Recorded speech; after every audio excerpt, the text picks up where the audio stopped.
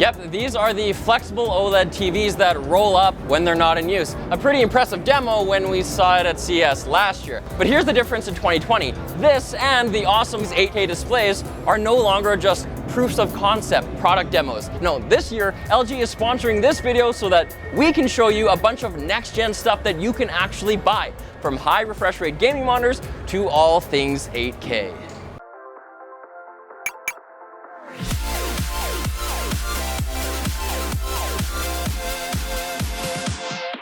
Now, we got a taste of 8K last year, but this year LG is bringing 8K to market in full force with 3 separate product lines. The flagship is, of course, the signature OLED ZX line. It's available in 77 and 88 freaking inches, comprising 33 million pixels. Now, we don't know when they're going to launch or what they're going to cost, but it does make sense that LG is starting with these giant sizes, since having a bigger screen or sitting a lot closer to a not so big screen is going to show off the difference between 8K and piddly peasant 4K. The next 2 lines of 8K TVs are both Nano IPS LCDs, called Nano 97 and Nano 99.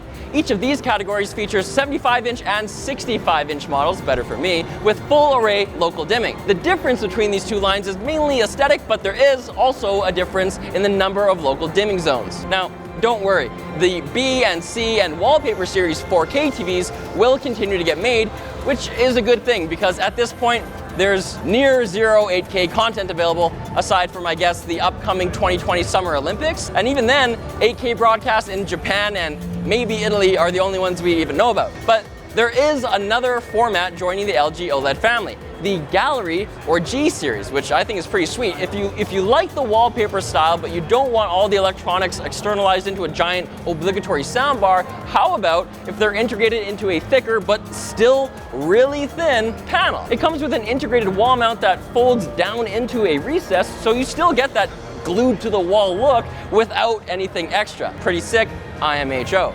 All of these new sets I've mentioned are equipped with LG's new Alpha 9 Series 3 processor, which this year has a couple of features that you might actually find useful even if you're the type of purist who usually turns most processing off. The AI can recognize faces and text, for example, helping subtitles look sharper and more readable. And it has similar capability for audio, where it can isolate someone's voice and boost just that so that they're easier to hear in a noisy environment like the CES show floor.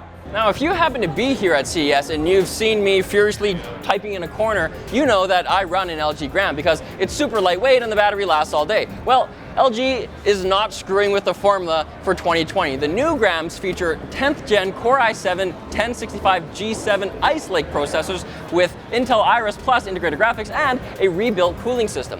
The hinges have been integrated, so now they look way more slick, and the 17-inch has gained an extra row on the number pad, so you can actually get some real work done on this puppy. One of the most hyped monitors of 2019 was the 27GL850, LG's 1 millisecond response time IPS. Well, hold on to your peripherals because this 27GN950B Ultra Gear gaming monitor is basically that on steroids. Instead of 1440p, it's 4K. Instead of 350 nits, it's Basic Display HDR 600 certified. And of course, it's still 144 Hertz. This is one that we will definitely be checking out once it releases in a few months. Look forward to that. Like your monitors ultra thick, the 38WN95C-W has basically all the same specs as the last one, but in a way wider form factor. It's G-Sync compatible, has 98% coverage of the P3 color gamut, and has a Thunderbolt 3 port on the back. It's got square corners, but boy is she well-rounded. Now, this last monitor is a bit different because not only is it 32 inches, but it has a stand unlike any other monitor at the show, giving it the name the 32UN880-B Ultrafine Display Ergo. This 4K HDR display it can tilt, it can rotate, it can swivel like a greased up yoga teacher with these 2 elbows. It's awesome if you have a standing desk or if you work in a highly collaborative environment where the people who work there actually want to talk to each other. I know nothing about that. By the way, why can't Apple's $1,000 stand do all this? And if you're gonna get a new TV, why not get an awesome new soundbar to go with it? You can upgrade your experience with the SM11RG. It's one of the most powerful soundbars at 770 watts and an unprecedented 7.1.4 channels for a cinematic surround experience that exceeds anything offered by its predecessors. So big thanks to LG for sponsoring this video. You can check out all this stuff at the link below, and make sure you check out lttstore.com where you can get our sick merch. And tune in tomorrow because we're gonna be covering CES all week long, baby.